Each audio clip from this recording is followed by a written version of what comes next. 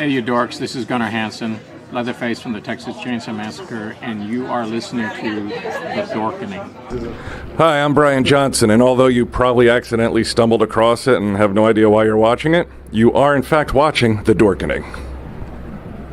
Hello, this is Tom Kenny, voice actor, the voice of the Ice King on Adventure Time, and SpongeBob SquarePants. Ah, meow. Oh, Gary the Snail, too. Hey, guess what you're filling your eye holes and ear holes with?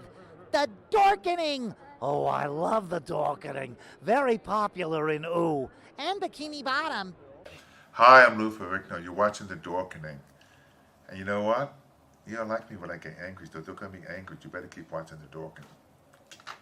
Hey guys, this is Felissa Rose, and you're watching The Dorkening. Hey guys, it's Courtney Palm. We're shooting Death House, and you're watching The Dorkening. This is Anthony Michael Hall, and you're watching The Dorkening. Stay tuned. My friend's going to show you what entertainment's all about, baby. The Dorkening.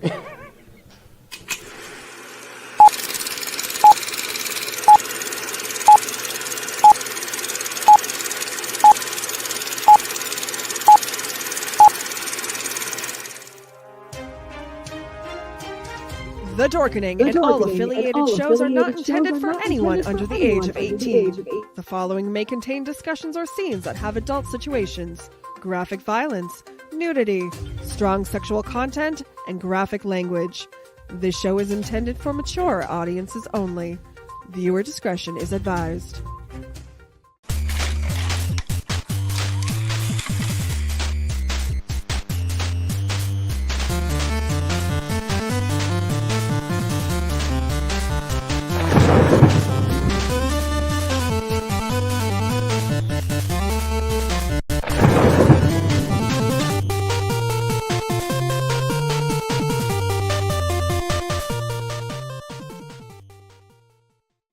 Rise and shine, my sinners.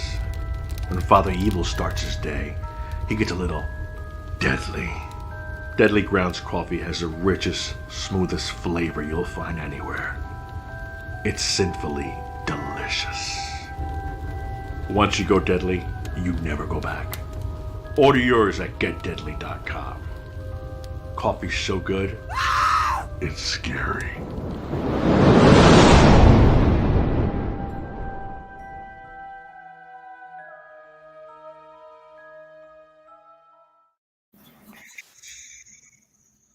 Hey, happy Monday. We are back off of a minor hiatus. I want to thank everybody for joining us this fine evening. We're talking about an awesome movie. The Last Possession is available now on Tubi. There's a link in the show notes up above or down below, depending on where you're watching or listening. You can watch it for free right now, which is totally awesome. But you're watching Creator Spotlight, powered by the Dorkening Podcast Network. And as always, I forgot to mention, I'm Leo. I'm the monkey behind the keyboard, RW. How's it going, people? How are you? Welcome to the show. I love watching it during the intro. I see you acting everything out. Hilarious. Jar, how's it going, bud? Hey, everybody. Good evening. Good Monday. Oh, yeah. Happy Monday. Okay, I'm going to try to see if I can do all this right. Dan Riddle, director and editor of The Last Possession. Alyssa, did you have a role in Last Possession? I started out shooting behind the scenes, and then they needed some help in production, so I was the first AD for part of it. Awesome. Can't wait to hear your stories. Greg, the writer of Last Possession, plays Kent in the movie. Stephen Brodie. And Stephanie from the movie, Cassie Shea Watson. Did I get that right? Oh, sorry. You're on mute for some reason. Yes. There we go. And last but not least, Patricia Rae, you play Granny Inez. Is that right? That is correct. Did I say that right? I always get names messed up. Full house. So Last Possession out now on VOD. And is it getting a physical release? I don't know. I think right now not yet. So, but I believe we have the option to do that. And what I love is it's available for everybody to watch right now on VOD. And if you have, or actually Tubi's free, so you can just check it out there. Do you want to give a brief description of The Last Possession? Oh gosh, The Last Possession is a it's a kind of a creepy movie about a family that moves into the house of a recently deceased father who killed himself. And it's kind of creepy because the family that moves in there, the son doesn't want to live there. And of course, creepy stuff happens and there's spooky things and they are, And it's not what they think. It's not what they think. Something else. And we have the trailer. I'm going to play that before we get into it. Here we go.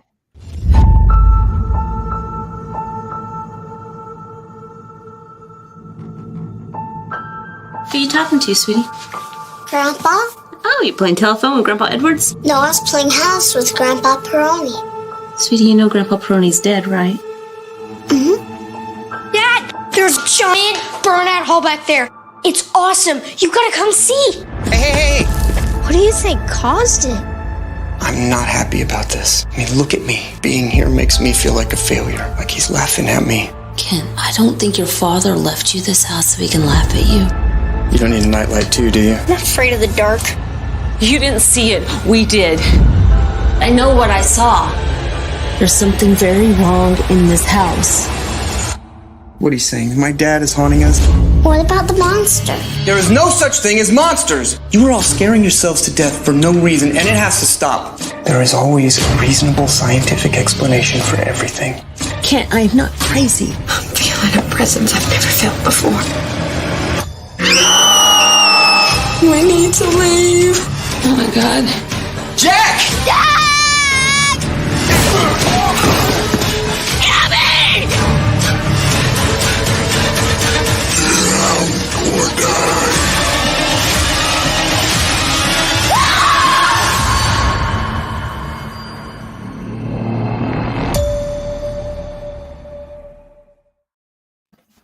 Awesome. Last Possession out on VOD right now. I have to say, Tom Proctor as your father there, Stephen. Holy crap, he's a bit spooky there. Absolutely. So where did the idea come from? I guess I could go to was this a birth of both Dan and Greg, or where did this come from? I think it also came from Greg. I think Greg had the idea. Go ahead, Greg. You tell you. Yeah. Well, it had involved Dan a lot because, I mean, we're good friends. We did another movie before this one. And they were looking, I know he and the producers on this were looking for a low budget horror movie. They could do limited locations. So, and I had always just thought, I'm mostly a comedy writer, actually. But I'd always loved 80s horror, especially. And so I sort of was like, well, let's see if I can do one of these, just to see if I can do it. And so I came up with the idea of just the ghost story. But then the more I sort of outlined and was working on it, I know Dan, like the two posters that most featured in his house are like, what was it at the time? It was Aliens and so I'm like, I know he's really big into the sci-fi. So I'm like, let's put the chocolate in the peanut butter and see what happens. And that's sort of what we got. And I never really thought that this was going to get made, especially by them. It was just a confluence of things just came together and to make it happen. Yeah. It's interesting you said the 80s horror, because as soon as I saw The Hole in the Ground, I went right to The Gate, which was a huge horror movie for me back in the 80s as a kid. Like, I loved that movie. Yep, me too. So that explains it. I have to tell you, that friggin' Hole in the Ground had me like worried through the whole movie. Steven, you should have did a better job covering it up. That drove me crazy. I didn't want to go back down into the basement and have to dig around in there looking for stuff. That hole is so at that location was limestone, and the ranch, those guys there that helped us, that let us film there, were really cool.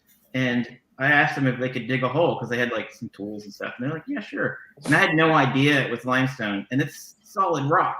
So they got out there with like, I don't even know what they used. They probably used jackhammers, and they had like a crane and they had like big backhoe thing, and they took them all day to dig that little hole. It was like a 4-foot hole. And so I have to give those guys, I mean, So is the rest green screen so it looks like it's deeper than it is? Well, yeah, there's a little bit of visual effects. And then we also put a mirror in there on the bottom and shot down, and it looked up. So when they're looking down, they're actually through a mirror. Ah, nice. That's smart. Tricky tricks, trick camera stuff. Nice. Lots of stuff is practical. Yeah, it's mostly practical. There's very little CG in the movie. Yeah, I didn't really. I don't want to give too much away, but I had a question while I was watching it. Did I see it right? Was there two different, we'll say, creatures? Yeah, two different monsters. Yes. There's technically two. So, but you don't really. Well, I mean, like two different suits. Was there two different suits? Or no, there's just one. So okay. The thing about the suit was, our makeup artist put it together on one day. We can only afford to do it once, so we shot the whole movie, and then the last day we shot the monster. And so we would go. She started with the face, and we did close-up shots of the creature first, and then the makeup would jump back on and start adding more makeup, and then as the crew would go to another location and set up, and then once they got a little bit more makeup to like a medium shot, we ran to that location and shot that scene. And then, as we went throughout the day, she added more and more makeup towards the end of this, we had the full body makeup. So it was kind of cool, a little tricky to do. And poor Aubrey had to sit in that alien outfit all day. Like, right. Before you should put it on, use the bathroom now because. Yeah. I think it was like 12 hours or something. It was a long time. She was in it forever. And then was that to put it on? Yeah. But they like borrowed the production time. So every time they did a new setup for shooting, they used that time to apply more of the alien or the monster or the we're with the cat's out of the bag. Oh, sorry. That's okay. I mean, it's hard to talk about it with it. I mean, it's on the poster. So. Oh yeah. All the visual effects were actually stitching things together because you had to shoot it creatively. So like, there's a scene in a hotel that's also in the trailer that's really cool. But part of it was shot on the first day of production, and part of it was shot on the last day of production. And watching it, even I would have a really hard time knowing what was what. Yeah, that was cool. So in the hotel, we shot that the first day, and we shot the alien the last day, and we used, we set up, made a bed, and then we shot a plate of the hotel, and then did a green screen, and then melded it all together, and it was pretty cool. It worked out. Nice. Independent filmmaking is amazing. I mean, I do a lot of it, and you have to make stuff up. Like, you don't have this $1 billion budget like Hollywood does. So you're like, how are we going to make this thing work? And it's the creative process is, in my opinion, way better than having a budget to do it with, because you get more creative and it's more hands-on, and the reward at the end is so much better than just having somebody do. You're like, oh, this guy will do it. But to figure it all out, and when you see it on screen, you're like, we did that. That's amazing. Yeah. Well, yeah, like even the kids, like we picked up the kids, just with the green suit. So Tom Proctor, who is the scary father, is also a stunt guy. He's done a lot of stunts throughout. He's known for stunts, and he helped us. He wore a green suit and just held up Sawyer in the air. And we just conked him out. So the same thing with the little kids. Anytime the kids are floating, it's Tom just hold them up in the air. So, it's really great. So. It helps that he's a burly guy. Yeah, he can do that. He looked really good in that green suit. That's all I gotta say. You guys did some wire work, right? Stephen and Cassie, you guys did some stunts and some wire work. Yeah, we pulled. Remember when we pulled you with the rope? Mm-hmm. Yeah, that was fun. pulled away. And all it is, we just tied a rope to her, and James Logan and Tom just yanked her. So. Exciting. Now, where you guys are all from everywhere, so where did you actually shoot this? We shot it in Midlothian, Texas, which is about 30 minutes south of Dallas. Nice. Now, we know, Stephen, you're from Texas, and I believe, Cassie, I read you're from Texas as well. Patricia, are you in Texas as well? Or? No, I live in Los Angeles. I'm originally from New York, but I've been out here for 20 years, so I had to fly to Texas, to Dallas, and then rent a car, drive down to Midlothian. I got there a few days early because I wanted to do a more organic, like Texan accent. So I just spent like 2 or 3 days going to the supermarket, going to Kmart, and just listening to people. And then I just did the accent the whole time I was there until the last day when we were leaving. We were having like a cast party, and I just dropped the accent, and I was talking in, my semi-New York accent. They're like, "Oh my God, that wasn't your real accent." I'm like, "Hell no, I'm from New York." Oh, that's awesome. So we'll start with you, Patricia. What drew you to this role? Oh gosh, I just loved that she was so like free thinking, open spirit. Like, a lot of people are afraid of energy and ghosts, and I love the way that she embraced the fact that we're not just here alone, that there are other energies that accompany us on this journey. It just really, I found it so like exciting to get into the character. I did a lot of research. I watched the third kind, the fourth kind, the fifth kind. I was constantly like channeling ghosts and spirits, and my husband would come home and he'd be like, "Stop, you're making me crazy, you're scaring me." He'd come home and I'd be like, "Oh." Yeah, so I really enjoyed the whole process. I'm a method actress, so I really got into it. Wow, that's Nice. Yeah, you did a fantastic job. Everybody here did a fantastic job.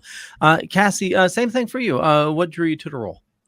Well, I think Dan and them were planning on doing another film, and he sent me this script because I teach, so I had a lot of students that were younger, and I was like, "Send me the script," and I was like, "We could totally do this, Dan. This is awesome. This is a great script. Tell Greg, give him props for this. This is great." And that's where I don't know, that conversation started. All of a sudden they were like, "I think we want to do this." So I was like, "Here's some kids, look at this." And Laurel, I was drawn to the story in general because I thought it was unique. I thought that Greg did a good job at just creating this story that hadn't been seen before, which, most horror thriller films are just full of blood and guts or just, your usual possessions. And I thought that this was unique. And I love that kids were involved. It made it kind of, because you always feel bad for kids if they're in stories like this, and it's like draws you to the story. So I thought it was fun, and it was really great to be able to work with one of my students. Laurel she still is, but she was my student then, and she loved it, and I had a connection with her already. So just that organic connection that I had with her and that protection that I had over her as my student, I love that we could work together, and I felt that's the whole thing. So I was appreciative of Dan letting me take that role and allowing Laurel to step into that part too.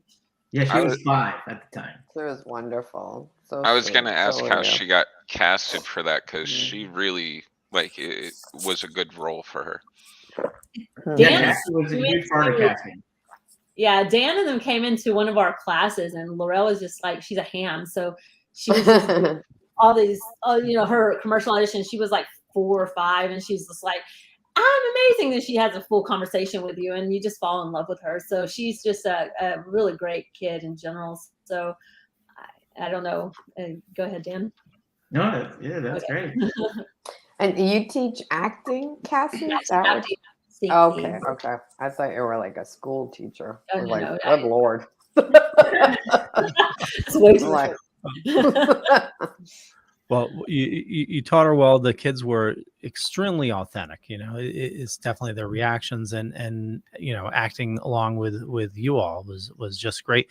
We'll hop over to Stephen. Same question. What drew you to the role? Kind of the same thing. Those kids, I've met Laurel. I've worked with her before as well. She was great. Same kind of thing. I like the twist at the end with the we already calling it what it is, right? With the twist at the end with the other beings, and that was cool and unique, and I think it worked really well. And then just to get to work with all of them was wonderful. So it was a good experience, the whole thing, and getting to Frankie, a friend of ours who was involved in this the project as well.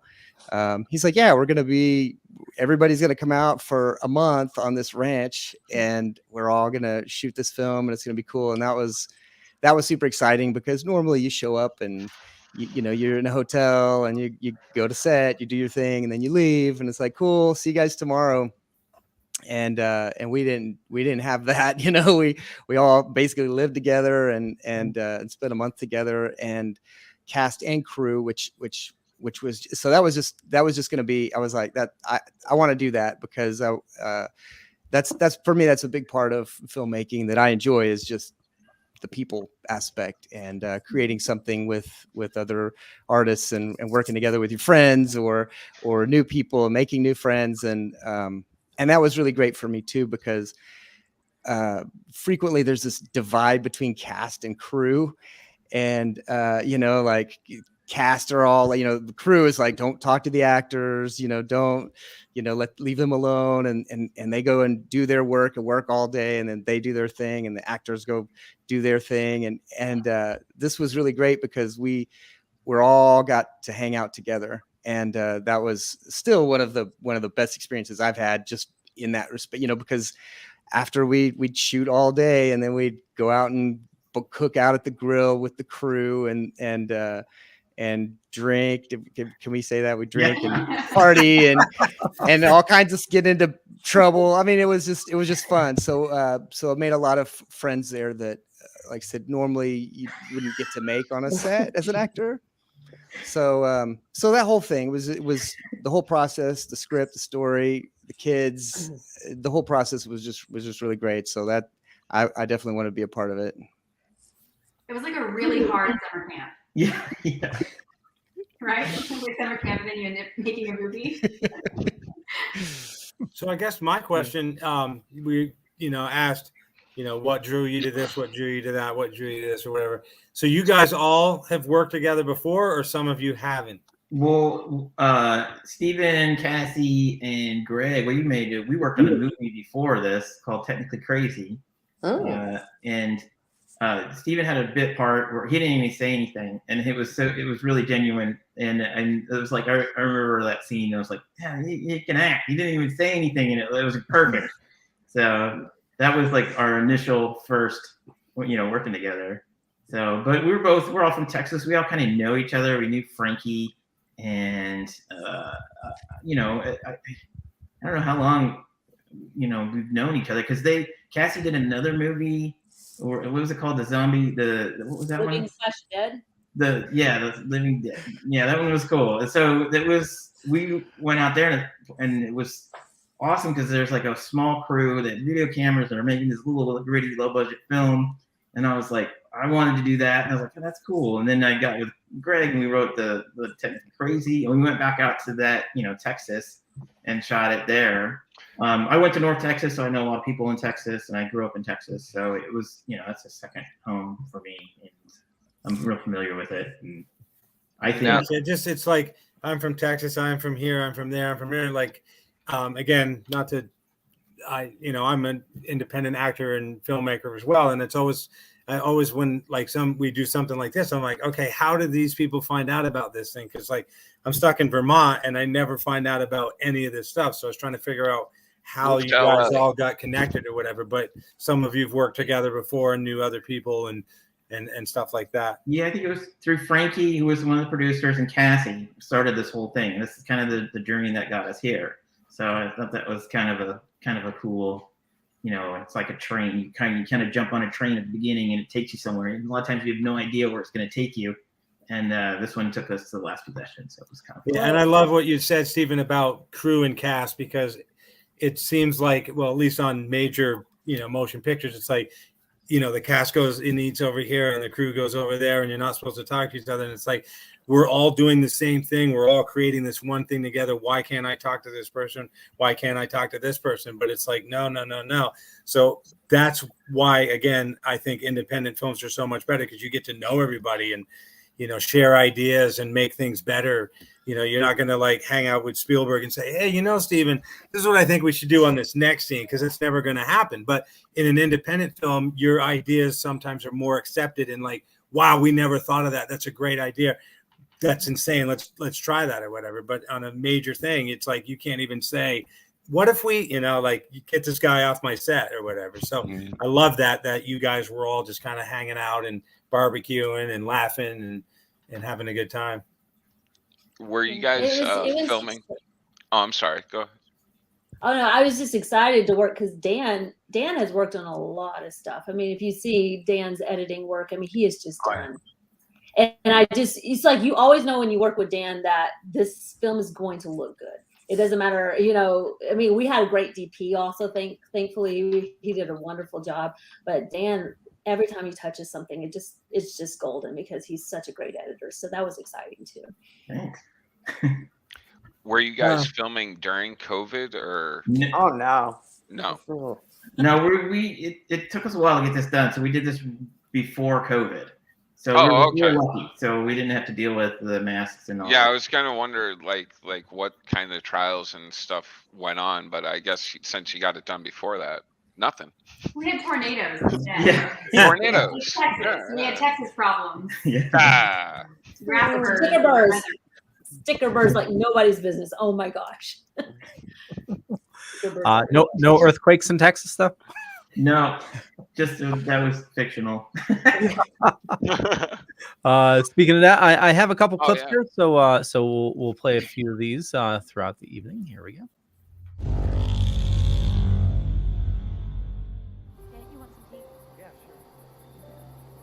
Tell me when. Oh, good. Thank you. Okay, elbows off table, Jack. And napkins, go on napkins, Gabs. Yeah, and be sure to put your pinkies up when you drink, kids. There's nothing wrong with good manners. I never said there was. Oh no. Wait, everybody under the table. Go. Now. Hey. It's okay, sweetie. It's okay. It'll be over soon.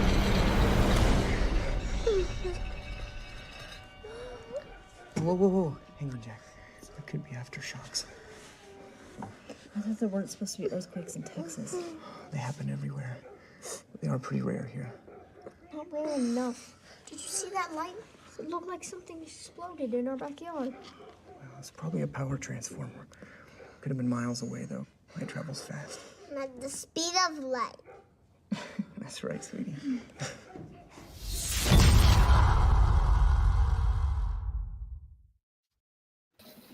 Now I have to apologize, James. I didn't see in the back there. James Logan, who plays Hobbs in the movie. How's it going?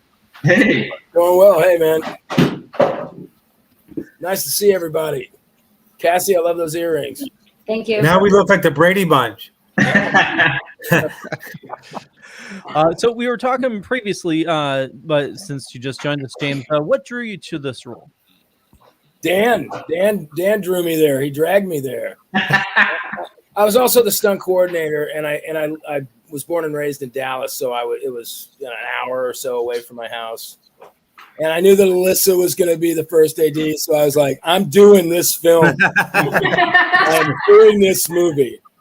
Yeah, she's actually kind of the unsung hero. I mean, let's all be honest. She was really amazing. Thank She you. really was. She really was. Could have done it without you. And the script was great. I loved it. But I was the stunt coordinator on it as well. Dan wanted me to come out and keep everyone safe, and he was nice enough to give me a little part in it. So That's got to be stressful to be the guy to keep everyone safe. well, not everyone. I mean, We left somebody behind. Yeah, no. But I'm just saying, I'm there to make sure that the stunts go down smoothly, and then if somebody stubs their toe, that's someone else's issue. That's on them. Yeah, that's We their did have a problem. giant hole behind the set that we had to keep everybody out of. That's very cool. Yeah, it's a very deep hole. They made me rappel down into it. It was not very fun. And you just use those 2 2x4s to keep everybody out, right? Yeah, just was like, this will be fine. No problem. No, the You're children perfectly safe. Yeah, they're playing ball out there. Patricia, by the way, you're awesome in this movie. Oh, thank you, I mean, James. I I really loved all you appreciate it. guys, but yeah, you were great. Thank That's because she you. practiced that whole. That was my favorite. I would hear the keys in the door, and I go, "Oh, let me get into my position." Trick or treaters would come to her door. Trick or treat, she'd go. Tom Proctor is a dear friend of mine, and when you guys, I was just kind of in the wings there, listening to Stephen talk. Hey, Stephen, how you doing, buddy? Hey, good. And about the barbecues and sitting out in the back, and that was really kind of one of my favorite things about working on it was hanging out. I know Tom well, I love him dearly, but I never really get to kind of hang out with him, and I got to hang out with him and hear some of his stories in between takes and then overnights and stuff. And he's just, the guy's a legend. I love him. Yeah, did a phenomenal job on this. I wanted to hop back over to Greg. We definitely need to talk to Alyssa and Dan for editing also. Also directing. But Greg, what kind of research did you do in writing this? Because there was a couple key elements that, like, I'm a big paranormal watcher, and a lot of the new theories, are actually merging, aliens with like paranormal ghosts and stuff like that. Also, I forgot who said it, but said it to Stephen about, like, Einstein, nothing ever, really goes away. The energy is like here for forever. So what kind of research did you do, or did you find anything interesting that didn't make it into the movie? The weird thing is that I'm more of Kent. So I am sort of skeptical, although I have had some weird experiences in my life that were sort of, I couldn't give you an explanation for, but so writing his part was really easy for me. And it was funny, even when we were on set, people would come up and they were seeing things sometimes, and I'm like, yes, of course you're seeing things, because I put the suggestion in your mind that you would see things, and now you're seeing things. So, but I don't think there are things that I think are unexplainable, and that sort of stuff interests me. So I read about it, different things here and there. But as far as something, I honestly also I borrowed from movies I loved. So and great artists steal. So something you think is going to work in yours, do it. If you can make it work, do it. Oh. Awesome. Well, I mean, the overall story was truly original, and y'all did an amazing job. And speaking of, Kent, and your character Cassie. So Stephen, your character is a skeptic. Cassie, your character is more open-minded. Are both of you? Is that your persona in real life, or do you have an open mind, or what are your thoughts? Cassie? I'm pretty, I don't know. It depends on what the subject is. Something like this, I'd probably be like, there's aliens and ghosts everywhere. Let's get out. I'd probably be me. I'm not science. Science is great, but there's some things that are unexplained. So I'd probably get out of there. I'm not quite to Kent's level. I think I tend to be a little bit skeptical. I think I would always try to find the logic in something first. However, I also feel like I listen better than Kent does. So some of that stuff I'm like, yeah, we're gonna go, but yeah, so I tend to be a little more skeptical, but not to that degree. So that was tough, because there were times where I'm like, I don't like me, where I'm like, here, have some wine and chill out, honey. Like, No, I think I'll pass on that because I like to keep my teeth. I don't know. Yeah. Your wife's freaking out. You do what she says. Happy wife, happy life. Right. Cool. So Alyssa, what were some of the hurdles in this movie that you faced? All really just time and the weather and physical things happening in Texas. It was really smart of them to choose a ranch where several locations were in one place. So like Granny Inez's house and the farmhouse and the quarters where the crew and cast were staying were all in one property, which is great. But we had real storms and we had to shut down at one point and hang out in that creepy basement set. Which is probably not the safest place, but it's a place we could go. So some of the storm footage you see and the lightning is real. And that created like real scheduling challenges in something that was already made so tight because you guys made it in 3 weeks, less than a month for sure. So really just time because everybody was super professional and knocked it out of the park really quickly. The actors had to go fast to get it right now because we're about to shoot something else. So we had kids in the show, so we can only shoot for 10 hours. Right. So we had to reset the stairs because there were these horrible grass burrs in the carpet everywhere, and we had them running all around in their socks. So you'll see sometimes there's like Sawyer jumps up and Stephen picks him up and carries him to the car. Well, that's not exactly planned. He was supposed to run to the car because he's like, a bigger kid, but he couldn't run through the grass because it was physically impossible. So mostly that. I think. Yeah, they were really smart about how they organized the stunts, organized the monsters, and were in one place.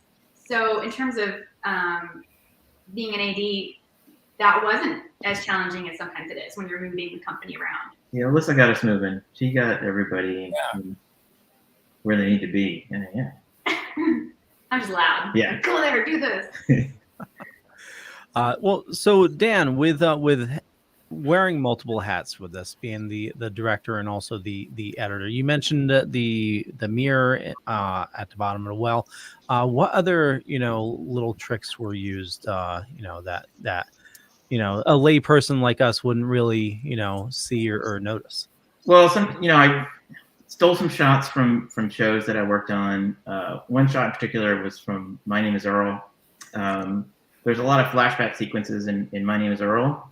And what they would do is they would move the camera across and they would just put a black forward. And then they'd run the camera across the black forward. And that would be like a white. So it's not a digital white. It's just they just run the camera over black.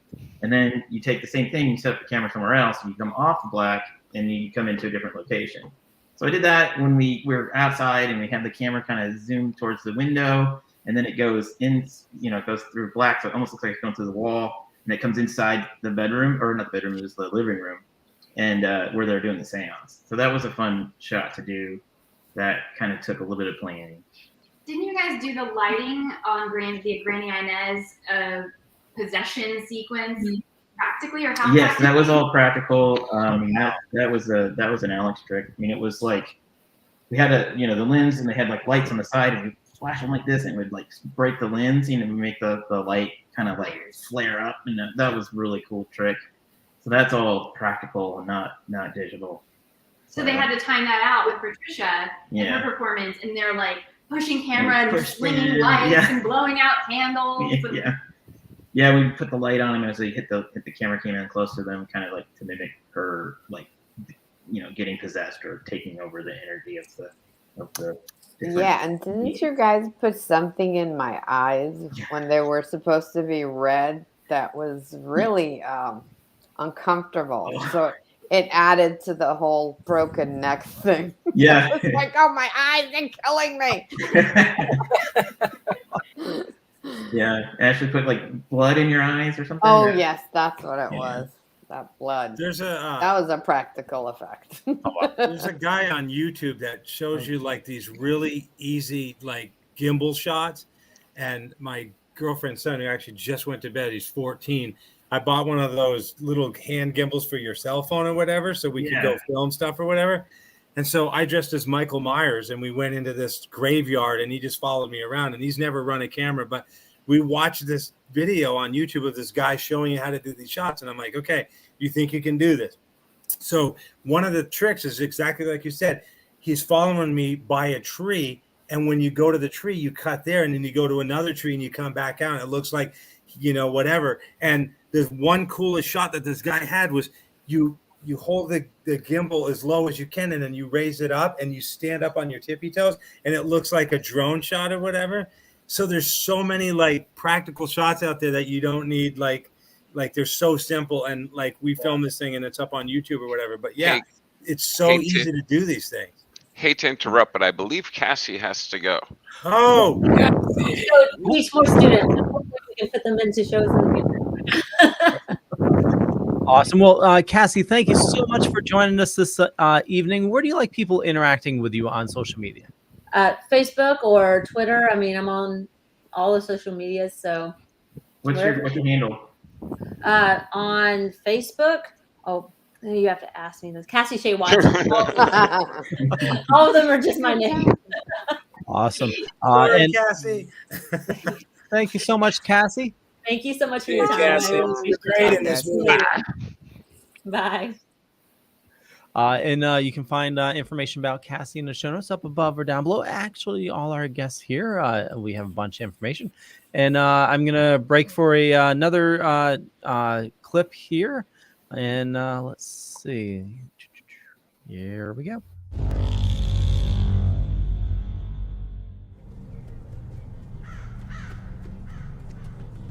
Hey, what did you just tell your mother? What do you think caused it? I don't know. But if I had to guess, I'd say it's probably an old well. An oil well? Could be, but more likely water. Earthquake probably let loose a pocket of natural gas, and then any little spark, like from rocks rubbing together. Whoosh. Yep, giant fireball time. Cool. Will it do it again? Oh, no way. You saw all the gas burn up, and now that the hole is open, it'll just dissipate into the air. How deep do you think it is? Want to find out?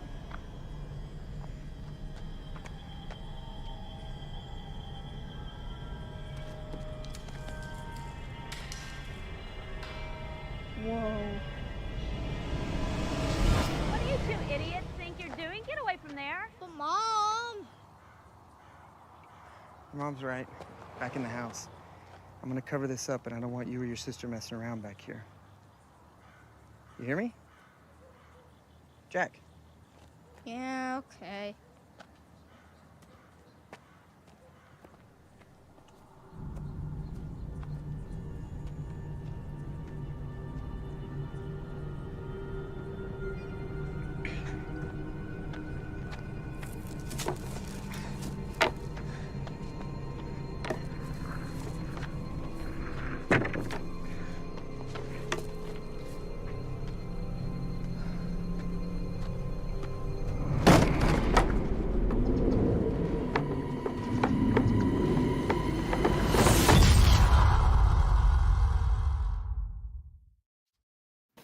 And the last position is available on VOD. You can check the show notes up above or down below. You can watch for free right now on Tubi. And Stephen, I'm going to tell you, those boards drove me absolutely bonkers. In his defense, I would expensive right now. So exactly. That's like that was like 3-ply, right?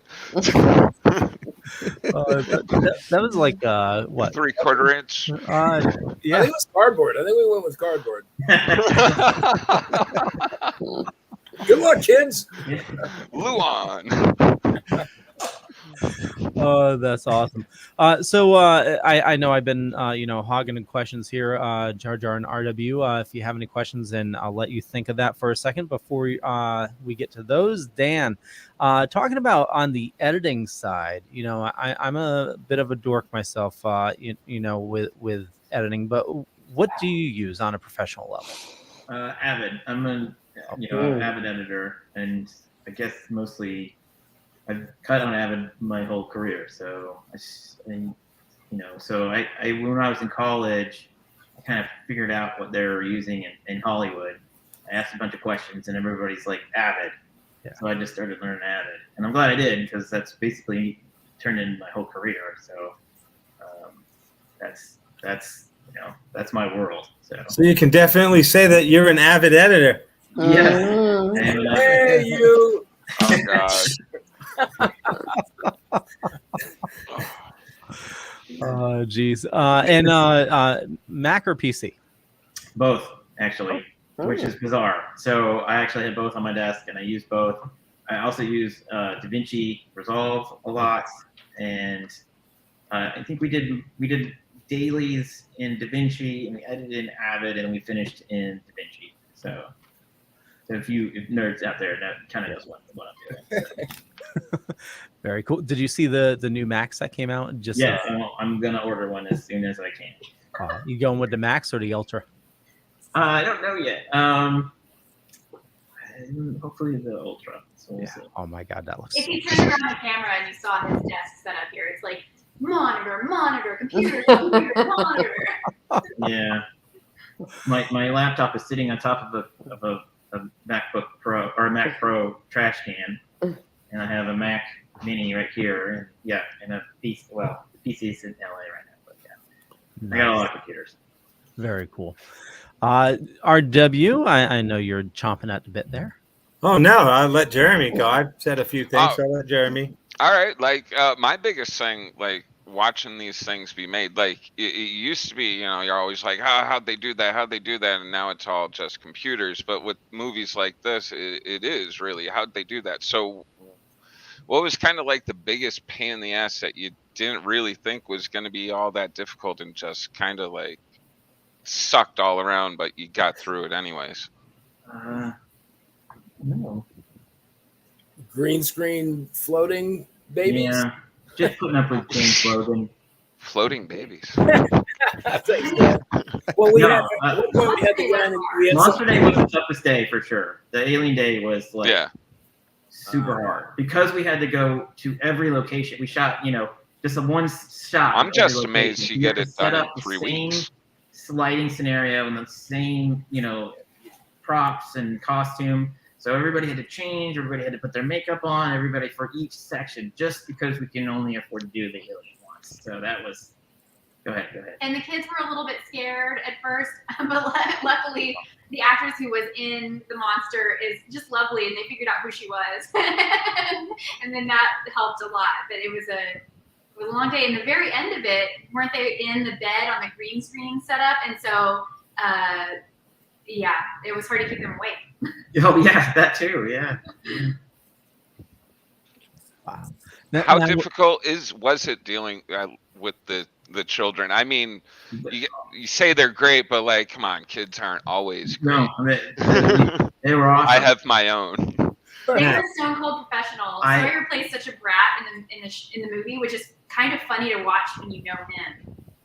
And Sawyer was great because he kept giving suggestions and coming up with ideas, and that's cool. And little things we were trying to we weren't sure if we could use an Apple logo on one of the computers, and he was just like, "Why don't you use this?" And he grabbed some stuff and put it over. He found immediately picked up on how to fix it, and we're like, "Oh yeah, okay, cool, that works." He was watching. He wanted to know how to make movies. He was absolutely. Anytime he wasn't on screen, he was investigating. Yeah.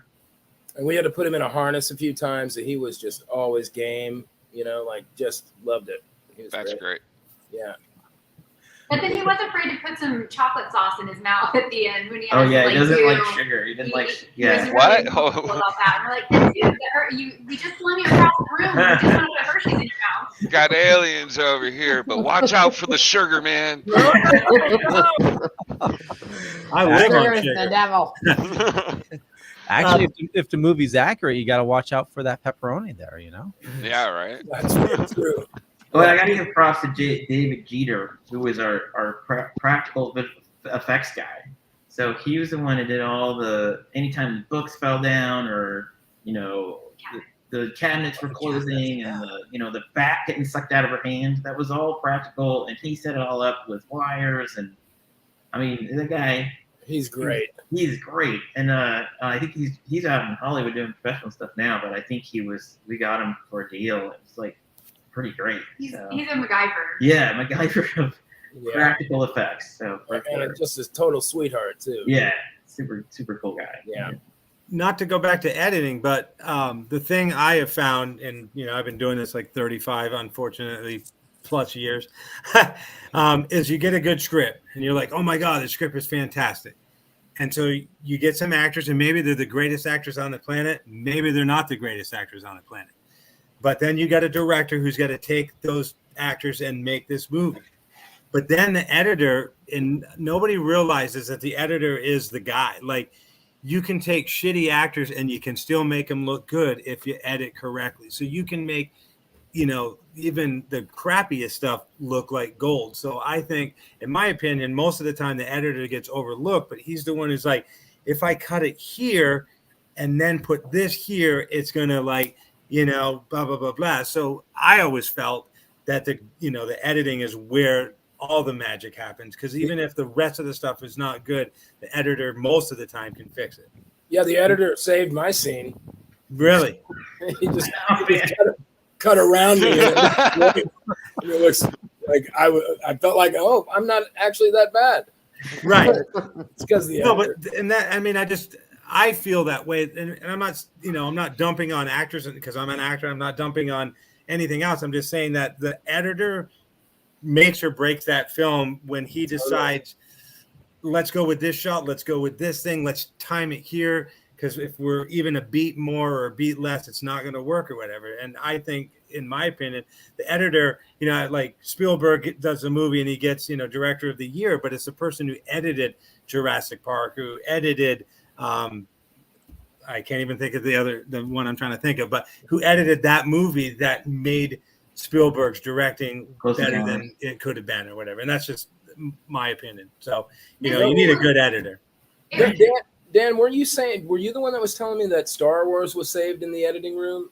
Like they say that word, like movies are saved in the editing room. So you're not wrong. No, it was Star Wars. Yeah, they cut it in a traditional studio way. I was gonna say that Dan also had as both the director and the editor, had a lot of it pre-built, and we had a really good script supervisor, Eve Butterly. And I remember on set, especially on the more challenging scheduling days with like the creature day, Dan was like, no, I just need just this shot, just this angle. And it was really hard for everyone else in the crew and in the cast to sort of envision that and just do that piece. And we only have 4 minutes to do it.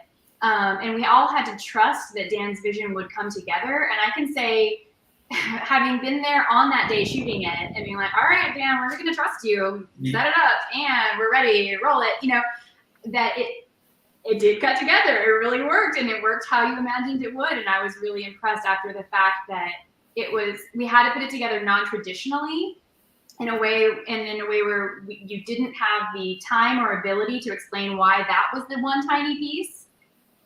And we couldn't shoot the whole scene, or we couldn't shoot that part of the scene, and it really worked. Well, I hate doing that too. I like to do the scene full. That was only sometimes. Yeah, I love doing the scene, and shooting it and going it over and over again and moving the camera. And I think that helps the actors. I think that is, and it makes the scene more organic and easier to cut. You'd be surprised because if you just get the pieces of it, it's hard to kind of fit it in. Whereas if you shoot the whole sequence, you can kind of choose where you want to cut to versus what's, but there were some moments where we were gunning for time and we had to like hit this shot. So and we all had to trust the actors and the crew and Eve and I were like, I hope you're right, Dan. Yeah, there was one time that Eve was like, you didn't get the close up. You got the close up in the other shot, and I was like, I'm cutting that. I'm gonna do the wide shots here, and she was like, but you did that, and I was like, no, I'm gonna do it right now. I'm cutting now, right now on set. I know I'm not gonna use that shot. So, well, adding to that whole editor thing, because I'm a filmmaker as well. My husband's a writer, director, producer, editor. I think when you're a multifaceted person that wears many hats, like Dan, who was an editor, he can start editing in his mind the shots that he does need. So when you are crunched for time, you could say, I don't need to cut to that shot.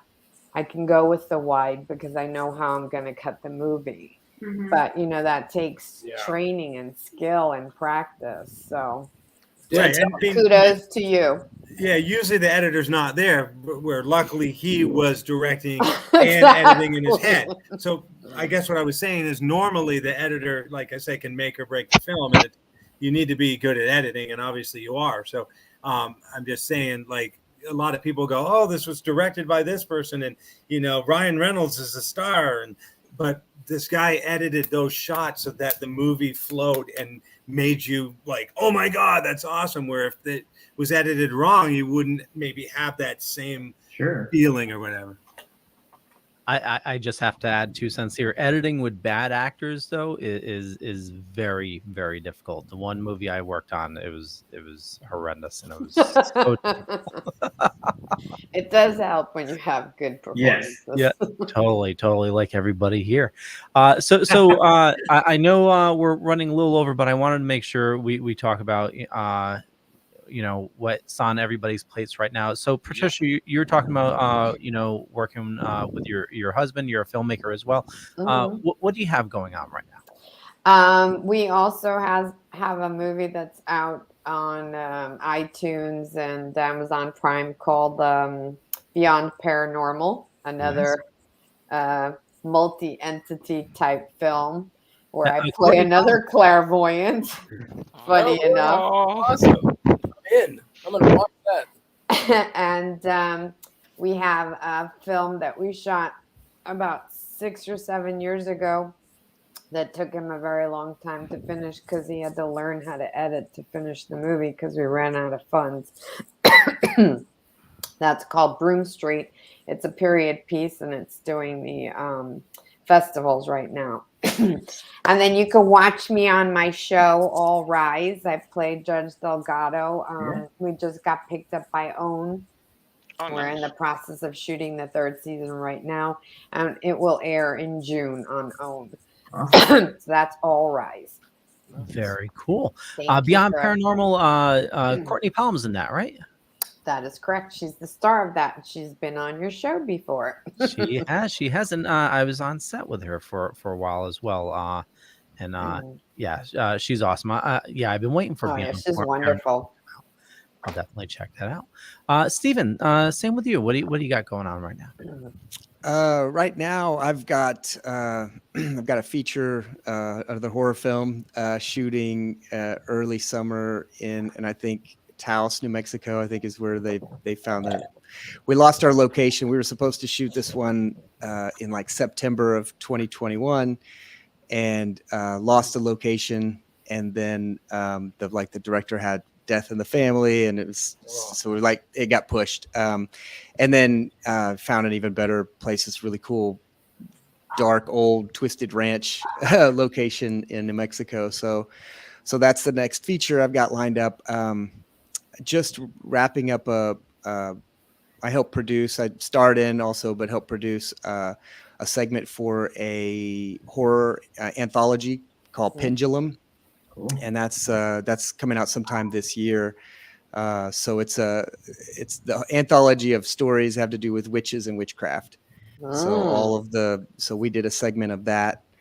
And I'm about to be in a play. I don't do a lot of theater stuff, but I got asked to do a play. It's an organization called A Light in Dark Places, and they raise money and awareness for suicide awareness and prevention.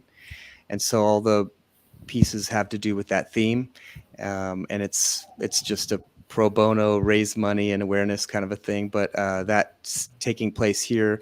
They do it in LA, and then they've brought it to Dallas. So it's happening the middle and the end of April, the shows. So this is my immediate things I got going on. Very cool. Can't wait to see that.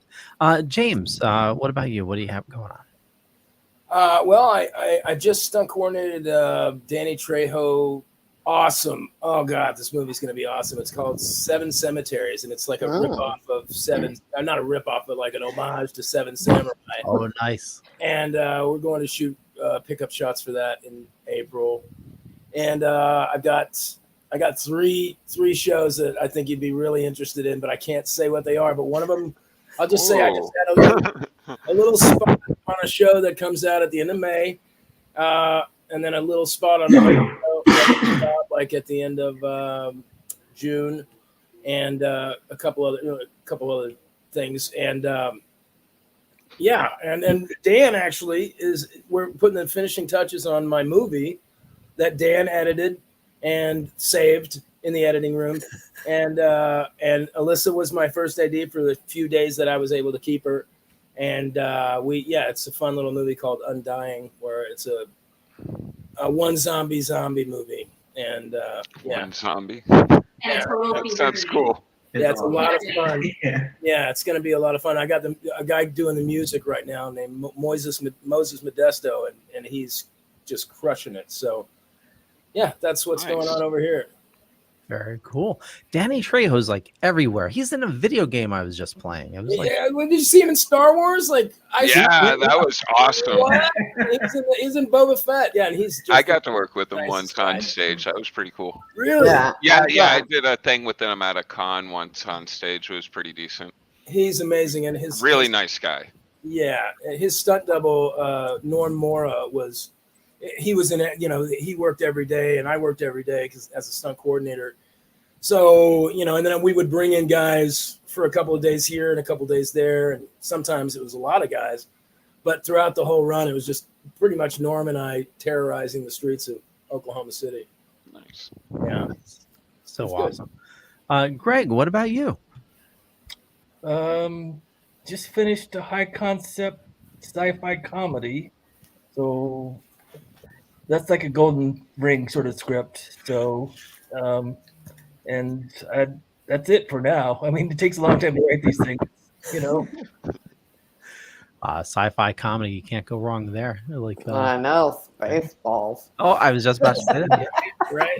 Closer than you might think. Yeah. How about you, Alyssa and Dan? We'll start with Alyssa. Well, I just moved to Atlanta, so I'm sort of like settling in. This is our brand new basement, and I'm relaunching my acting career here. I was in television post, and I have one scene in a movie he just finished up, so I'll segue to Dan. Yeah, I'm producing and I edited a feature film called The Disappearance of Toby Blackwood, which is a total comedy, and it's about a YouTuber that goes disappears, and his buddies try to find him. But we did it during COVID, and it's all they were in lockdown. They couldn't leave their apartments, so they had. And the characters can't either, so they're solving a missing persons case, but they are stuck at home. Yeah, so it all takes place over Zoom and over phone calls, and it's kind of crazy. And then all the characters are crazy, like insanity. So. And I'm hilarious in it. And she plays one of She steals it. Awesome. And when's that coming out? Did you say? Well, it's in the festival circuit right now. Hopefully, I don't know. So that's like, it's just now getting into the festival, and we won grand jury at Gasparilla just now. Gasparilla last in weekend, Florida. and that was great. Congratulations. Yeah, Alyssa's a fabulous actor, y'all. She what was this short that you did where you're like out in the desert and that whole thing? Oh, that's called Ain't Coming Back. It's so good. She's so Thank good. you. Yeah. She's gonna take over the Atlanta acting market. Take it. Atlanta is well, I mean, as you know, like everything's being filmed down there. That's Yeah. so that's it's a great place for actors right now. That's where I'm at. Yeah. Oh wow. Atlanta and Vancouver. Yeah, exactly. I like to joke that when I moved to LA in '91 from Dallas, and I moved to pursue the acting that moved to Vancouver, basically. Hollywood, it moved to Vancouver. Yeah, it's great just to see more stuff on the East Coast here, since we're most of us are East Coast people. Well, Where are you, Leo? I'm in Connecticut. Oh, cool. Yeah, RW's in New Hampshire. Vermont. No, Vermont. Same place. Phillips in New Hampshire. Phillips in New Hampshire.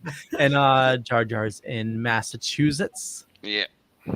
I wish you say you're better drivers. No, you're not. Yeah, we are. There was a survey. We won. I want to thank everybody. This was a lot of fun this evening. One last question. Oh yeah, totally. The barbecuing. Who's chosen the barbecue, or did you guys have somebody cater it? I don't feel like I got the barbecue. Was it that before me? That was not official barbecue. I don't think these were. I see. Oh, Apparently that you weren't kind of invited. barbecue. I understand. There was beer at the truck. That kind of barbecue.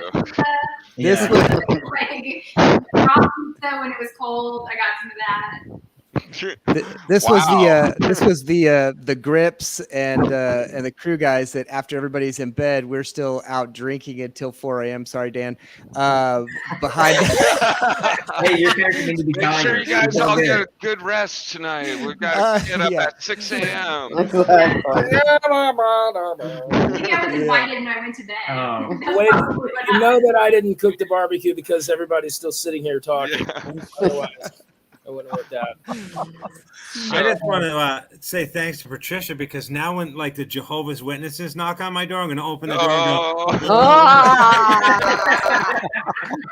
Scare them away. Open invitation to everybody here. I know you all have a lot of projects coming on, and I love this movie, and you're all fabulous, and I'd love to have any of you back. So as your projects come out, please feel free to reach out. And I want to remind everybody that The Last Possession is out on VOD right now, and I have links in the show notes up above or down below, depending on where you're watching or listening to us. And you can watch it for free on Tubi. So we'll start with James. And James, I believe you put it in the chat there. James Logan Run. Where do you like people interacting with you? Is it mainly Twitter? Yeah, Twitter, I guess, at James Logan's Run. I'm on Facebook, but I don't really pay much attention to that as far as other than my family and friends. But yeah, Twitter, I think if you wanted to get a hold of me and hire me for your movie or as your stunt coordinator, I'm available and always ready to hit the ground. Highly recommend. Awesome. Patricia, where do you like people interacting with you? Oh gosh, I love Twitter. I'm at the Patricia Rae on Twitter. I'm also on Instagram at the Patricia Rae, and on Facebook it's just Patricia Rae. But hit me up, follow me. I create lots of content, very positive content, because I'm also a light worker and a healer. So I have the Healing Rae also on Instagram. If you want to. Tips on healing and yoga postures and breathing, meditation and stuff like that. Thank you so much for letting me have this platform. Oh, thank you. Greg, same thing. Where can people interact with you? It's actually easier just to find one of these other guys and then get to me that way. Somewhere. I like that. I mean, like, what am I going to do? My email address? I don't think so. Being honest here, guys. No worries. Stephen, how about you? Yeah, I'm at official Stephen Brodie on Facebook and Instagram. I have Twitter too, but that's too long, so I'm the letter I, Stephen Brodie on Twitter. Awesome. Alyssa and Dan. Mine is all in transition at the moment because I'm stealing Dan's name. So my screen name and SAG name is already Alyssa Riddle, but my married name will be Alyssa Riddle. So right now I'm Alyssa Davis-Graham on Instagram, but I got to change that. I have to figure that out. That's awesome. I'm at Riddler42 on Twitter. And Instagram. Yeah.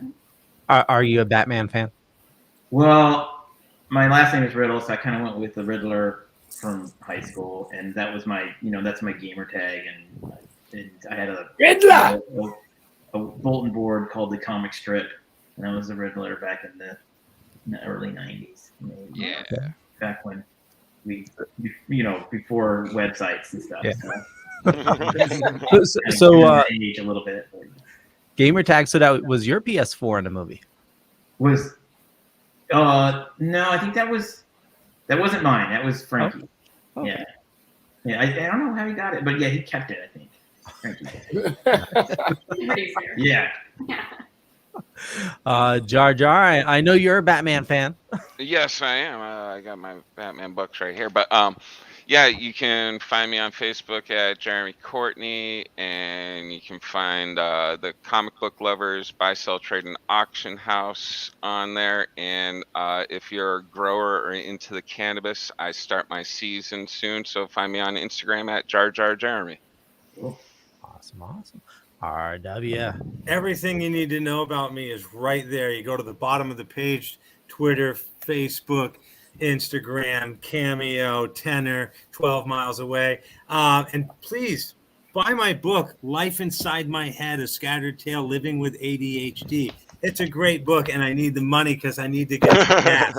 And if I get $20 for a book, I can put like a millimeter of gas in my car. Anyway,